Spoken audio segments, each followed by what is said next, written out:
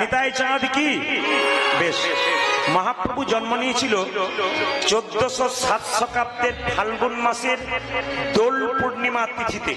তাকাবেন মায়েরা, যে উৎসবের পেছনে যাত্রা লেখা থাকে সেই সময় ভগবান মন্দিরে থাকে না। যুক্তিগুলো দেখবেন, যে উৎসবের পেছনে যাত্রা লেখা থাকে ভগবান সেই উৎসবের সময় মন্দিরে থাকে না। দেখে নিন রথযাত্রা, বলুন তো জগন্নাথ সেদিন মন্দিরে থাকে না মন্দির থেকে বেরিয়ে আসে? জোরে বলুন, বেরিয়ে আসে। আচ্ছা বলুন তো জগন্নাথের বেরোবার কি দরকার? মাসির বাড়ি না হয় গেল, কিন্তু জগন্নাথের বেরোবার কি দরকার? জগন্নাথ বলতে চাইছে সবাই তো আমার ভক্ত মন্দিরে যায়, যারা যায় না তাদেরকেও যাতে আমি জগতের নাথ হতে পারি তার জন্য তিনি বেরিয়ে আসেন। যারা অভক্ত তাদের দেখা দেবার জন্য তিনি বেরিয়ে আসেন জগন্নাথ। রাসযাত্রা, ভগবান সেদিন মন্দিরে থাকে না, ব্রজগোপীদের সঙ্গে নৃত্য করবার জন্য মন্দির থেকে বেরিয়ে আসেন, যাত্রা। দোল যাত্রা, ভগবান হোলি খেলবার জন্য ঘর থেকে বেরিয়ে আসে, কেন? ব্রজগোপীদের সঙ্গে আবির মাখানোর জন্য। আচ্ছা তাকান আপনারা, আর একটা হচ্ছে কি ঝুলন যাত্রা, ভগবান দোল খায়, মন্দিরের ভেতরে থাকে না, মন্দিরের বাইরে থাকে। এই জন্য আপনাদের বলে রাখি, দোল পূর্ণিমার দিনে মহাপ্রভু জন্ম নিলেন। কোথায় জন্ম নিলেন? একটা নিম গাছের নিচে, এইদিকে নিম গাছের নিচে। ছেলের নাম রাখলো মা কি? নিমাই। বাবা নাম রাখলেন কি? জগন্নাথ মিশ্র বিশ্বম্ভর। আবার কাঁচা সোনার মতো গায়ের রং, ভক্তরা নাম রাখলেন গৌরাঙ্গ। আবার তিনি যখন কেশব ভারতীর কাছে সন্ন্যাস মন্ত্র নিলেন, নাম হলো শ্রীকৃষ্ণ চৈতন্য প্রভু। শ্রী মানে কি? সুন্দর। কৃষ্ণ মানে কি? আকর্ষণ। চৈতন্য মানে কি? চেতনা। মায়েরা, প্রথমবার বিয়ে হয়েছিল বল্লভাচার্যের কন্যা লক্ষ্মী প্রিয়ার সঙ্গে। দুর্ভাগ্য এইরকমই, সাপে কেটে লক্ষ্মী প্রিয়া মারা গেল। পরের বারে বিয়ে হলো কার সঙ্গে? সনাতন মিশ্রের কন্যা বিষ্ণুপ্রিয়ার সঙ্গে। বিষ্ণুপ্রিয়াকে বিবাহের পরে সচিমাতা বললেন, নিমাই তোর বাবার পিণ্ডটা বড় বৌমার পিণ্ডটা দিয়া। যখনই পিণ্ড দিতে গেল রাস্তাতে পরিচয় হলো ঈশ্বরপুরী, তার কাছ থেকে গোপাল মন্ত্রে দীক্ষিত হলেন মহাপ্রভু। তাকান, ঈশ্বরপুরীর কাছ থেকে মন্ত্র নেবার পর মহাপ্রভু শুধু কৃষ্ণ কৃষ্ণ কৃষ্ণ কৃষ্ণ কৃষ্ণ কৃষ্ণ কৃষ্ণ কৃষ্ণ কৃষ্ণ কৃষ্ণ কৃষ্ণ শুধু কাঁদে। আমি আপনাদের বলতে চাই, যেমন ভিড় করে আপনারা এসেছেন, প্রতিটি শরীরে হিন্দুর রক্ত বইছে। আপনারা হিন্দু, মহাপ্রভুকে কেউ ভুলবেন না। মহাপ্রভুকে যদি কেউ ভুলে তবে তার মৃত্যু হওয়া ভালো। 10 বছর যদি কেউ বাঁচে, যদি কৃষ্ণ ভক্ত হয়, 1000টা ভক্ত তৈরি করে দিয়ে চলে যাবে। আর যদি একজন অভক্ত 100 বছর বাঁচে, ও হাজার হাজার অভক্ত তৈরি করে দিয়ে যাবে। এই জন্য ভক্ত সন্তান জন্মদিন, সংসারে আপনার ভবপারের পথটা পরিষ্কার হবে, আপনার সন্তানের জন্য আরো কৃষ্ণ ভক্ত সন্তানের জন্ম হবে। যে মায়েরা কৃষ্ণ ভক্ত সন্তান জন্ম দেয়, সে মায়ের গর্ভটার নাম রত্নগর্ভা। মায়েরা, আপনার ছেলে যদি কৃষ্ণ ভক্ত হয় তাহলে বুঝবেন আপনার গর্ভটা রত্নগর্ভা। কয়েকদিন আগে দক্ষিণ 24 পরগনার একটা আসরে আমি গান গাইছিলাম। আমি চমকে গেলাম একজনকে দেখে। সবাই শুনে নিন। আসরের সামনে বসে আছে ওই মেয়েটাকে আমি দক্ষিণ 24 পরগনা গান করতে এসে 5-6 বছর ধরে দেখছি। কাটা ব্লাউজ, কাটা শাড়ি, ছোট ছোট চুল, হালকা সিঁদুর, শাখা নেই, আধুনিকা হয়ে সামনে বসে থাকে, কিন্তু কীর্তন শোনে। আমি মনে মনে বড় রাগ হয়, সামনে ভক্তরা বসেছে, এ কি করছে? এ তো বসা উচিত হয়নি। মনে মনে রাগ হয়।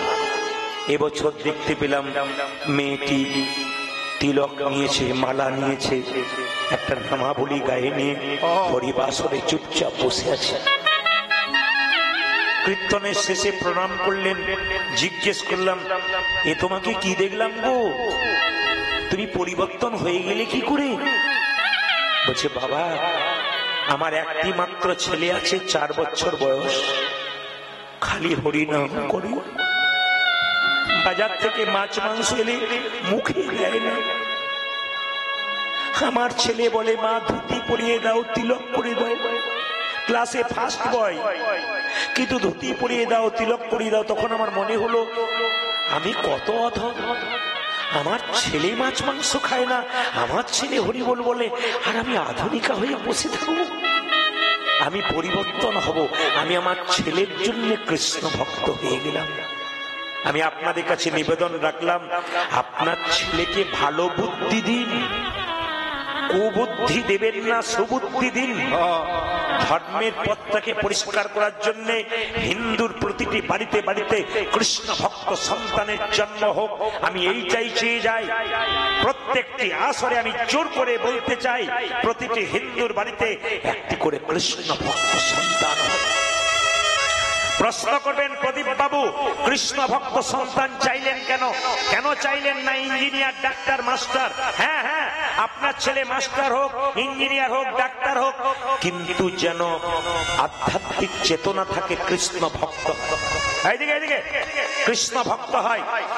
মায়েরা, কেন কৃষ্ণ ভক্ত সন্তান চাইলাম? নিমাই বলল, মা তুমি আমায় ডেকেছো? বলে, হ্যাঁ, তোর বাবার পিণ্ডটা দিয়ে আয়। মা পিণ্ড দিলে কি হয়? বলে 7 বংশোদ্ধার হয়। নিমাই বলল, মা পিণ্ড দিলে 7 বংশোদ্ধার হয়, কিন্তু কোন বংশে কোন একটা ছেলে যদি কৃষ্ণ ভক্ত হয়, তার 7 বংশ নয়, তার 14 বংশ। তাই যত কৃষ্ণ ভক্ত সন্তান জন্ম নেবে আমাদের সংসারে, তত কি হবে বলুন তো? বংশের পর বংশ আমাদের উদ্ধার হবে। তাই প্রত্যেকটি মায়ের কাছে করজোড়ে নিবেদন রইল, কীর্তন শুনতে আসবেন, বাচ্চাদের সঙ্গে করে নিয়ে আসবেন। ও চিৎকার করবে, চেঁচামেচি করবে, তবু তো হরিবাসরে ভগবানের নামে বসতে পারবে। এই জন্য আপনারা এই জায়গাতে আসবেন। কেন? শাস্ত্র বলেনি, অনেকেই বলেছেন পণ্ডিতরা। এপিজে আব্দুল কালাম বলছে, মায়ের পেটটা প্রথম স্কুল, প্রথম স্কুল মায়ের পেটটা। মায়ের চলা বলা, দেখা, খাওয়া সবকিছু বাচ্চার নির্ভর করছে মায়ের পেটে। বাচ্চা থাকাকালীন আপনার যেমন আচরণ হবে, আপনার বাচ্চা সেরকম আচরণ হবে। তাকাবেন আপনারা, দ্বিতীয় স্কুল কোনটা? আপনার পরিবেশ। আপনি যেমন পরিবেশ তৈরি করতে পারবেন, আপনার দ্বিতীয় স্কুল হবে। আর তৃতীয় স্কুল কোনটা? ওই স্কুল যেখানে পড়াশোনা করতে যায়, ওই স্কুলে চাকরি পেলে অনেকে ইঞ্জিনিয়ার, ডাক্তার, মাস্টার হয়। সবাই নয়, অনেকেই আছে এত বড় টাকা রোজগার করে, কিন্তু মা বাবাকে বৃদ্ধাশ্রমে রাখে কিংবা নিজে খাই, মা বাবাকে দেয় না। আমি 100% গ্যারান্টি দিলাম, ছেলেকে কৃষ্ণ ভক্ত করুন, ইঞ্জিনিয়ার, ডাক্তার, মাস্টার করুন, কিছু হোক আর না হোক, অন্তত বিবেক চৈতন্য হবে। মা বাবা আত্মীয়কে ফেলে যাবে না, সবাইকে ভালো চোখে দেখতে পারবে। এই জন্য মহাপ্রভু এলেন। মায়েরা নিতাই চাঁদকে ডেকে বললেন, দাদা তুমি জীবের দ্বারে হরিনাম দাও। কিভাবে দেব? নয়নে দেখিবে যা কৃষ্ণ নামে দেবে, নয়নে দেখিবে জানি কৃষ্ণ নামে দেবে তারি। নয়নে দেখিবে যারে কৃষ্ণ নামে দেবে তারে। নয়নে দেখিবে জানি কৃষ্ণ নামে দেবে তারে। যেন জাতির বিচার করো না দাদা, জাতির বিচার করো না দাদা, জাতির বিচার করো না দাদা, জাতির বিচার করো না দাদা। যারে দেখবে নামে দেবে, জাতির বিচার করো না দাদা। জানি দেখবে নামে দেবে, জাতির বিচার করো না দাদা। যারে দেখবে নামে দেবে, জাতির বিচার করো না। দেখবে নামে দেবে, জাতির বিচার করো না দাদা। আচ্ছা, এখানে ড্যান্স হাঙ্গামা হলে মাঝখানে বাঁশের বেড়া দিত কেন? একদিকে নারী একদিকে পুরুষ, কিন্তু এখানে নারী পুরুষ একসঙ্গে বসছে কেন? এটা মহাপ্রভু করেছেন। এখানে কামের ব্যাপার নাই, প্রেমের ব্যাপার আছে। নিতাই চাঁদকে বলল, দাদা যদি কেউ চোখে দেখার পর হরিনাম না দেয়, তুমি কি করবে জানো? প্রথমে ধরিবে হাতে, যদি না চাই নাম। দাদা প্রথমে ধরিবে হাতে, যদি না চাই নামে। প্রথমে ধরিবে হাতে, যদি না চাই নামে। ধরি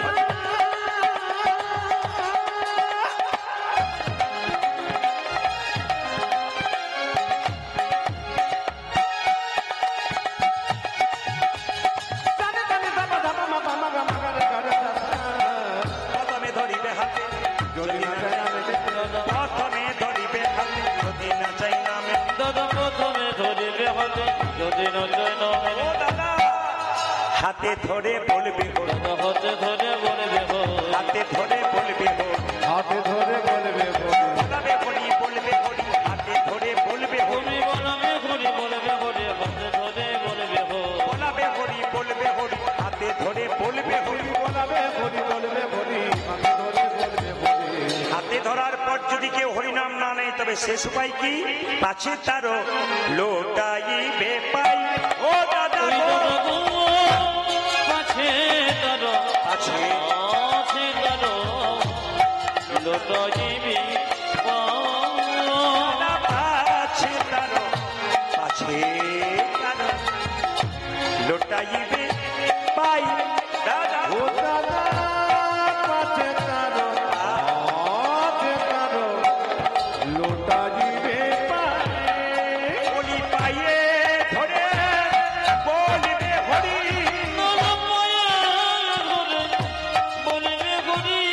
পাইয়ে ধরে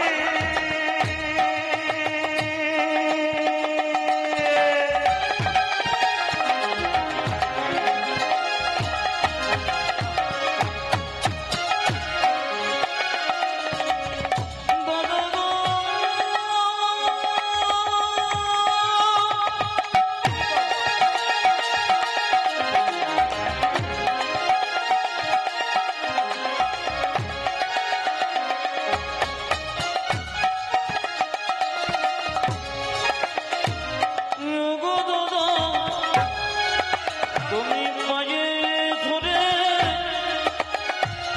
বলবে গরি, বলাবে হরি বলবে হরি, পাইয়ে ধরে বলবে হরি, তুমি বলাবে হরি, বলবে হরি। পাইয়ে ধরে তাই গৌর হরি। বলাবে হরি, বলবে হরি। মায়ে ধরে বলবে গরি, বলাবে হরি, বলবে হরি। মায়ে ধরে বলবে গরি, বলবে হরি। আজ কাছে ধরো, কাছে ধরো, লুটাইবি পাই। জোরে বলুন রাধা মাধব কি? না জয়টা একটু জোরে বলতে হবে। রাধা মাধব কি? বাহ। শ্যাম সুন্দর কি? মদন মোহন কি? হরিবাসর কি? সাধুগুরু বৈষ্ণব কি? গৌর ভক্তবৃন্দ কি? আপনার জয় বলছেন না ভয় বলছেন বুঝতে পারছি না। যেরকম রাধা রানী কি? শ্যাম সুন্দর কি? আচ্ছা, ভালো কাজ করলে দাদার চাইতে ভাই এগিয়ে যেতে পারে। ভালো যদি কাজ করে না, আপনার যারা ছোট আছেন বড় চাইতে আগে যেতে পারে। গুরু মিলে লাখে লাখে, শিষ্য মিলে এক। অনেকে উপদেশ দিতে পারে, নিতে পারে কজন? এই যে এখন জ্ঞান দেবার লোক আছে, নেবার লোক নাই। আমিও জ্ঞান দিচ্ছি, আপনিও দিচ্ছেন, সবাই দিচ্ছেন, কিন্তু নেবার।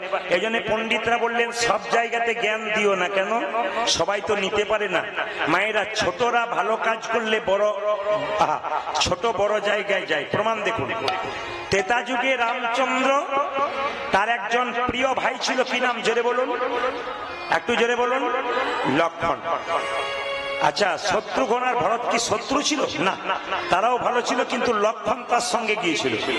কিন্তু মায়েরা শুনলে, এই যে মোবাইল বন্ধ, শুনলে চমকে যাবেন আপনারা যে ত্রেতা যুগের যিনি রামচন্দ্র, তিনি দাপরে কৃষ্ণ, লক্ষণ আবার দাদা বলরাম। তা রামের তো বলরাম হওয়ার কথা ছিল, কিন্তু লক্ষণ ভাই হয়ে দাদা হয়ে গেল কেন? আর রাম দাদা হয়ে ভাই হয়ে গেল কেন? এই যে ত্যাগ ছাড়া বড় হওয়া যায় না। আপনার ছেলেকে পড়তে বসাচ্ছেন, কিছু ত্যাগ স্বীকার করতে হবে। কি বলুন তো? যখন ছেলে পড়তে বসেছে, মা খাবো, এখন নয়, পড়া হোক, তারপর খেতে দিয়েছেন, পেট ভরে গেছে কিনা, বাস বিছানা খুঁজবে, ও মা ঘুমাচ্ছে বলবে, সবাই লক্ষ্য করবে। তাহলে বলছে ত্যাগ চাই। লক্ষণ কি ত্যাগ করেছিল, যার জন্য তিনি দাদা বলরাম হলেন? তাকাবেন। লক্ষণ, আপনার সবাই লক্ষ্য করুন, রামচন্দ্র 14 বছর পর যখন বনবাস থেকে এলেন, রাজা হলেন, তখন একজন কিন্তু রামচন্দ্রকে ছাতা ধরে দাঁড়িয়েছিলেন। কারো জানা আছে যে ছাতা ধরে দাঁড়িয়েছিল তার নাম কি? জোরে বলুন, কারো জানা আছে? তার নাম হচ্ছে লক্ষণ। রামচন্দ্র রাজা, লক্ষণ ছাতা ধরে দাঁড়িয়ে আছে।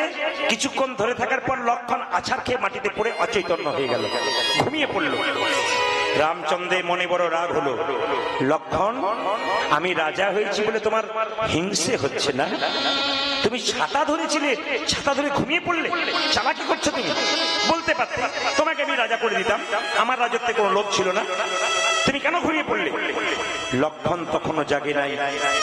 বশিষ্ঠ মুনি এসে বললেন, রামচন্দ্র, তুমি পূর্ণ ভগবান হতে পারো, কিন্তু তোমার চাইতে লক্ষণের ত্যাগ বেশি। বলে কিরকম? লক্ষণ 14 বছর ঘুমায় নাই। এইদিকে এক রাত্রি ঘুম না হলে তারপরের দিন আপনাদের কি অবস্থা হয় বলুন তো? কেউ কিছু বলতে গেলেই মাথা বিগড়ে যায়, না কি বলছেন? তাকাবেন আমাদের দিকে, আমরা তো 365 দিনের মধ্যে 320 দিন আমাদের কথা বলছি, 2 থেকে 3 ঘন্টা জোট 4 ঘন্টা ঘুম হয়, কোন কোন রাত্রি ফুল ঘুম হয় না। কেন? এই চিৎকার করার পর খালি এপাশ ওপাশ, ঘুম কোনো মতে হয় না। সবাই লক্ষ্য করুন তো। রামচন্দ্র বলল, লক্ষণ তুমি 14 বছর ঘুমাওনি? বলছে না। বলে প্রমাণ? বলে প্রমাণ আছে। দাদা, যেদিন তুমি সীতা মাকে নিয়ে বনবাসে গেলে আমাকে সঙ্গে করে পর্ণকুটিরে তুমি আর সীতা মা রইলে, আমি প্রহরী হিসাবে দাঁড়িয়েছিলাম। নিদ্রা দেবী আমার চোখে ভর করতে এলো, আমি ঘুম পেয়ে যাবো বলে নিদ্রা দেবী বারবার আমার চোখে আসতে চাইলো। আমি বাণ মারবার জন্য রেডি হলাম। নিদ্রা, তুমি যদি আমার চোখে আসবে আমি তোমাকে হত্যা করবো। নিদ্রা দেবী বলল, লক্ষণ, তুমি আমায় মেরো না, আমি যদি মরে যাই পৃথিবীর মানুষ পাগল হয়ে যাবে, না ঘুমালে তো পাগল হয়ে যায়, ওরা তো পাগল হয়ে যাবে।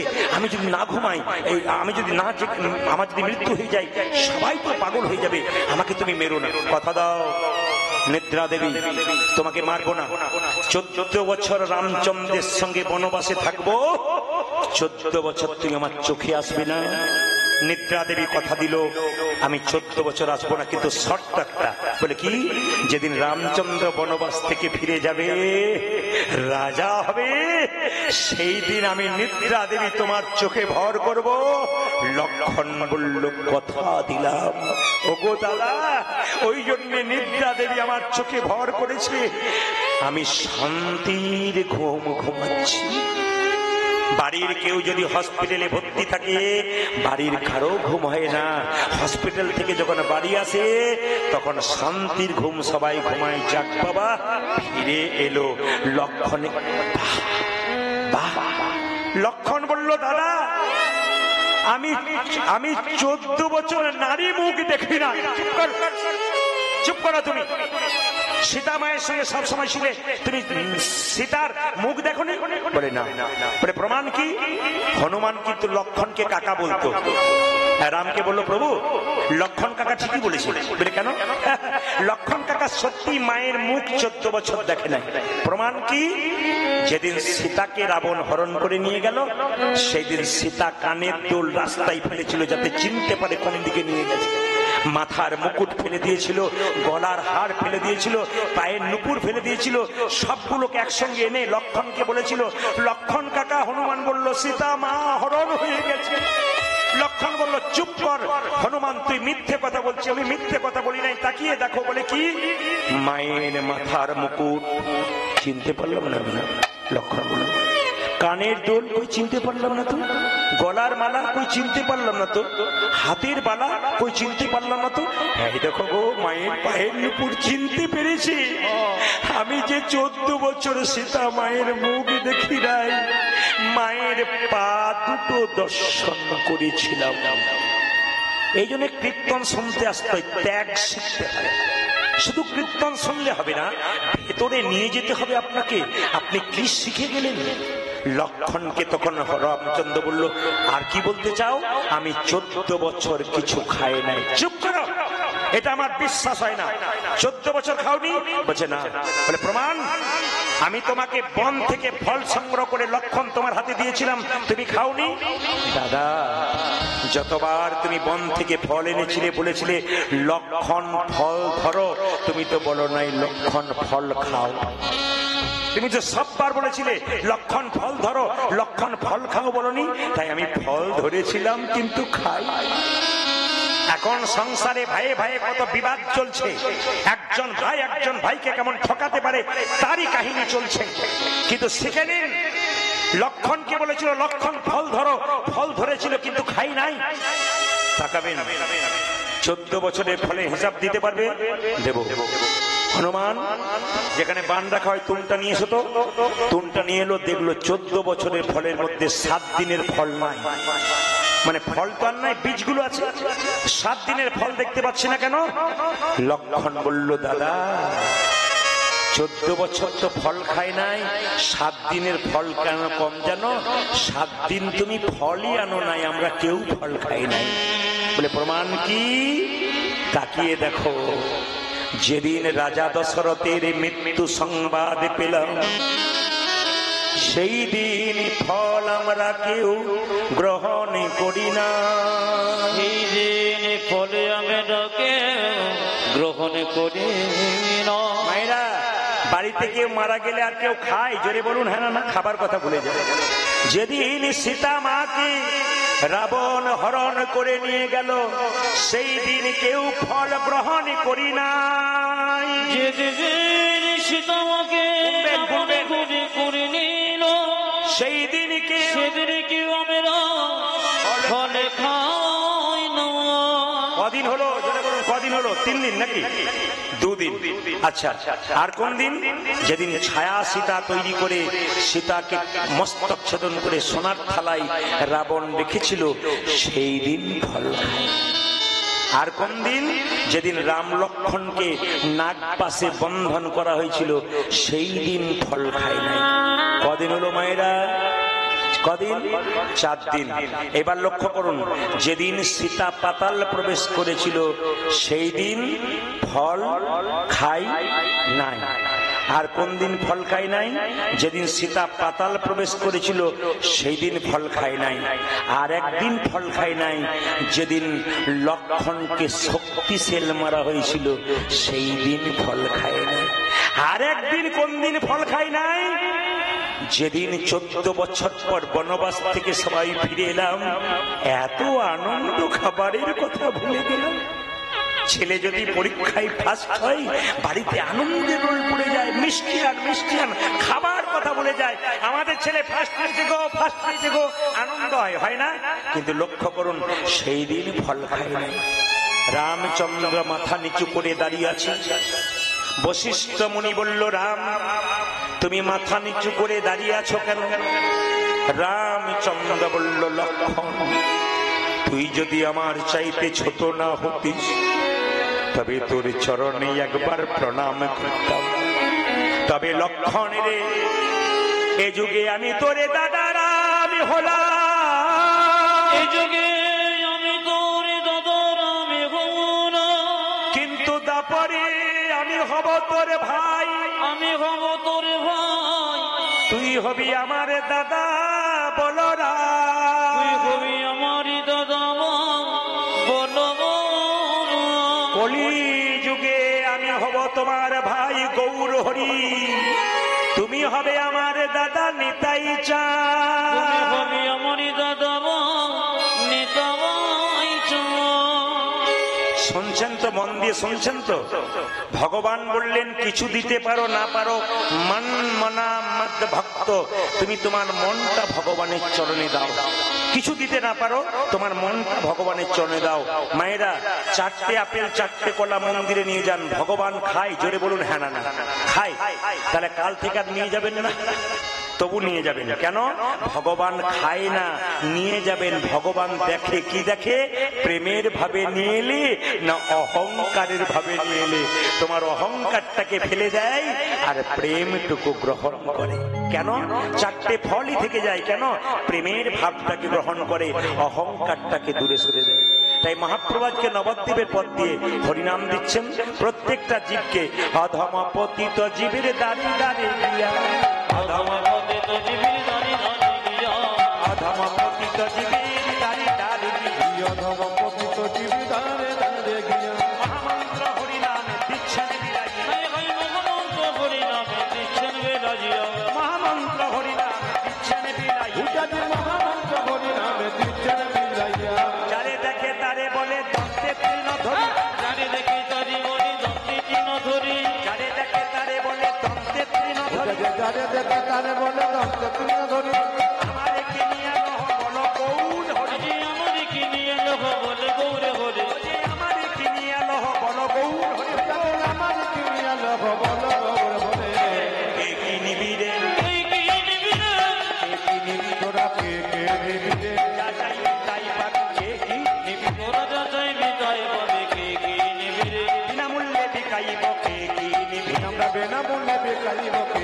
নিবিড়ে বিনামূল্যে বিকাইব ধর্ম অর্থ কাম আমি বিনামূল্যে বিকাইব ধর্ম টাকা আমি বিনামূল্যে বিকাইব ধর্ম টাকা আমি বিনামূল্যে বিকাইব ধর্ম টাকা আমি বিনামূল্যে বিকাইব ধর্ম টাকা কে নিবিড়ে বলে আমার কি নিয়ে লোক বলে গৌরে বলে আমারে কিনিয়া ভবন গৌরে মোরে আচ্ছা মহাপ্রভুর ছবি আপনারা দেখেছেন? জোরে বলুন হ্যাঁ না না। দেখেছেন? হাতটা নিচের দিকে থাকে না উপর দিকে থাকে? একবার দেখানো যাবে? যার হাত আছে তিনি দেখাবেন, যার নাই তার দেখানো দরকার নেই। ভগবান যাকে হাত দিয়েছেন তিনি দেখাবেন, যার দিকে দেখায় দেয় নাই তার হাত দেখানোর দরকার নাই। অনেকে তবু দেখাচ্ছে না কেন বলুন তো?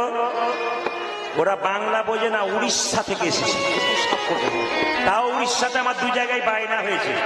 তো জিজ্ঞেস করলাম বাংলা বোঝেন? বলে না বুঝলে আপনাকে বায়না করবো কেন? উড়িষ্যার লোকে তাও বুঝি। জোরে বলুন হাত তুলে রাধা রানী কি, নিতাই চাঁদ কি।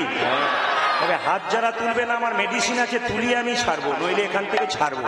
দুটোর মধ্যে কিছু একটা করবো, হয় তুলাবো না হয় নিতাই বলবো। হাত তুলো। নিতাই চাঁদ কি, শ্যাম সুন্দর কি, মদন মোহন কি। আচ্ছা হাত নামান। মহাপ্রভু হাতটা তুলে আছে। একজন ভক্ত জিজ্ঞেস করছে ঠাকুর তুমি যে হাতটা তুলে আছো তোমার হাতে ব্যথা হয় না? বলে ব্যথা আবার হয় না। বলে তাহলে নামাও। বলছে কি করে নামাবো? তোরা তুলছিস না তাই নামাচ্ছি না। মহাপ্রভুকে বললো একজন ভক্ত, প্রভু এই দেখো আমি তুলে দিলাম, এইবার নামাও। বলে তুই তো তুললি, তোদের পেছনে যারা আছে তারা তুল। আপনাদের বলি পেছনে যারা, মানে যে তোলে নাই তাকে বলছে, পেছনে যারা আছে তারা তুলবে না, এই জন্য আমি তুলে আছি। তার মানে বুঝলাম না, আগের জন্মে যারা আছে এসেছিল তারা তুলেছে, এখন যারা এসছে তারা তুলবে, পরের জন্মে যারা আসবে তারা তুলবে না। তাই আমি জন্ম জন্মান্তরে হাত তুলে আছি। মায়েরা হাত আমরা তুলি কখন? টোটোকে দেখে, ও টোটো দাদা ওই তাতে হরিনাম হচ্ছে যাবে, ও টোটো দাদা ডাকি না, হাত তুলি। আর কখন হাত তুলি? পুকুরের জলে কেউ যদি ডুবে যায়, উঠতে পারে না, তখন হাতটা তুলে বাঁচা বলতে পারে না তো, এই যে করে কেন, যদি কেউ দেখতে পারে হাত তুলি। আর হাত তুলি কখন? যখন হাতের মধ্যে কোনো বোঝা নেই। বলুন তো মায়েরা, মহাপ্রভু কি টোটো ধরতে গিয়েছিল? তখন তো ছিল না। আচ্ছা মহাপ্রভু কি জলে ডুবে গিয়েছিল? জোরে বলুন। আচ্ছা মহাপ্রভু হাতে কি কোনো বোঝা ছিল? আপনারা না বলছেন, 2-4 জন কি করছে দেখুন। কোনো বোঝা ছিল? মানে হ্যাঁও না নাও না, মানে সেই আস্তে আস্তে ভোটের সময় দেখেছেন না, কিছু মানুষ আছে দুপক্ষেই মুড়ি খায়। কাকে যে ভোট দেয় ভগবান ছাড়া কেউ জানে না। বেটা এর কাছে একবার মুড়ি খাচ্ছে, ওর কাছে একবার খাচ্ছে, এরা ভাবছে আমাকে দিচ্ছে, ও ভাবছে আমাকে দিচ্ছে, কাকে যে দিচ্ছে সে আর গোবিন্দ ছাড়া কেউ জানে না। এই জন্য আপনাদের আসলে 2-4 জনকে ভগবানের হাতে বোঝা ছিল। হ্যাঁ দুটো উত্তর, একটা কিছু হবে না। খুব ভালো আপনাদের পরিবেশ। আচ্ছা মায়েরা, ভগবানের হাতে বোঝা ছিল? জোরে বলুন। জোরে বললেন না, কিন্তু হ্যাঁ। প্রশ্ন করবেন প্রদীপ বাবু যদি সত্যি বোঝা ছিল দেখতে পেলাম না কেন? না না, যে চোখ দুটো পেয়েছেন, ডান চোখ আর বাঁ চোখ, ওতে ভগবানের ভাব বোঝা যায় না। গুরুদেবের কাছে মন্ত্র নিয়ে গুরু কৃপার বস্তু সাধন ভজন করে আর একটা চোখ হয়, ওই চোখটা পেলে আপনি বুঝবেন ভগবানের হাতে বোঝা আছে। কি করে বুঝবেন? মায়েদের প্রমাণ দিয়ে দিই। পৈতাতে কীর্তন হচ্ছে, মা ফোন করছে তার বাবাকে, শুনছো বাবা কীর্তন হবে এসো। বাবা তো মেয়ের বাড়ি এলো, মেয়ে যা যা খেতে ভালোবাসে তাই নিয়ে এলো, কিন্তু মেয়ের জন্য বাবা আর একটা জিনিস নিয়ে এলো যেটা কেউ দেখতে পায় না, মেয়ে অনুভব করে আর বাবা অনুভব করে। কি বলুন তো? প্রেম আর ভালোবাসা। মহাপ্রভু হাতটা তুলেছেন কেন? বোঝা নিয়েছেন, কেউ দেখতে পাচ্ছি না, প্রেমের বোঝা। নিতাই চাঁদকে নিয়ে জগতের জীবের দ্বারে দ্বারে বলছে, তোমরা লও রে কি শরীর প্রেম, নিতাই ডাকে আই। তোমরা লও রে কি শরীর প্রেম, নিতাই ডাকে আই। লও রে কি শরীর প্রেম, নিতাই ডাকে আই। আই রে তোমরা লরে কি শরীরে নিতাই ডাকে লও রে কি শরীর প্রেম, নিতাই ডাকে আই। তোমরা লও রে কি শরীর প্রেম, নিতাই ডাকে আই। নিতাই ডাকে আই আই।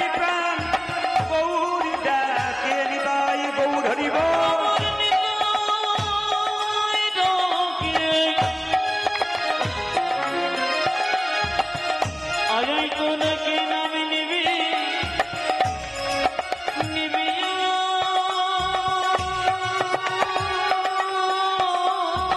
বিবল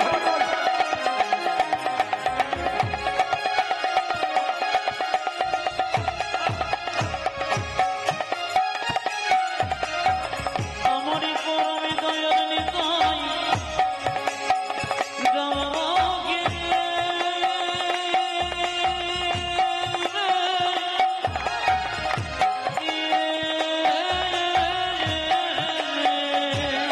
আমারে নিতাই রাখে আজই তোরে ডাকি যায় তোমরা লও রে কি শরীর প্রেম নিতাই ডাকে আই ও যাজন রে কি করে নিতাই ডাকে যায় শান্তিপুর ডুবু ডুবু নদীর ভেসে আমার শান্তিপুর ডুবু ডুবু নদে ভেসে যায় যে শান্তিপুর ডুবু ডুবু নদীর ভেসে যাই উজ্জাদ শান্তি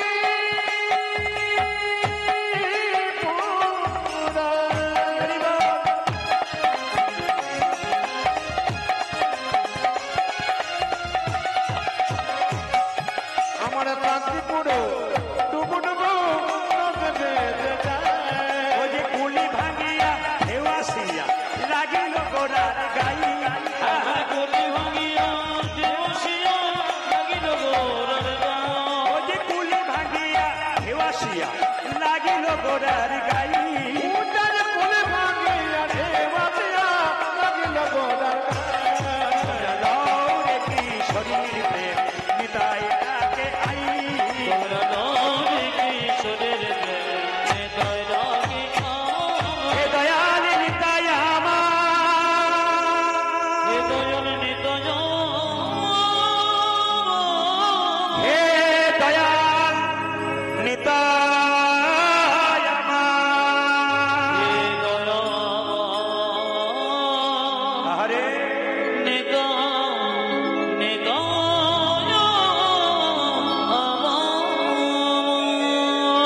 তাকাবেন যে যেখানে বসে আছেন সবাই মিলে বলুন তো হরে কৃষ্ণ জোরে বলুন হরে কৃষ্ণ